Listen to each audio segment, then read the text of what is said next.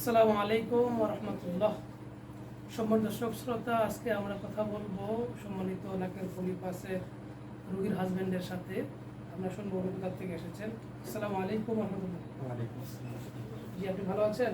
জি, আলহামদুলিল্লাহ ভালো আছি। আলহামদুলিল্লাহ ভালো আছি। আপনি কোথা থেকে এসেছেন? আমি আসছি 2500 কালাপাহাড়িয়া উলকান্দি গ্রাম থেকে। আচ্ছা, তো আমার স্ত্রীর নাকের সমস্যা, মাথা ব্যথা অনেক, তো এই জন্য আমরা আসলাম।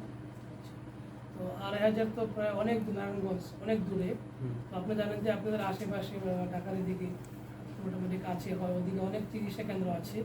তো ওখান থেকে আমাদের এখানে এত দূরে কিভাবে আসলেন বা কেন আসলেন, কিভাবে বিশ্বাস হলো? আমরা প্রায় ফেসবুকের ভিতরে দেখলাম, অনেক অ্যাড দেখে তারপর আসলাম। তো এখন চিকিৎসা নেওয়ার জন্য আসছি, দেখি আল্লাহ কী করে।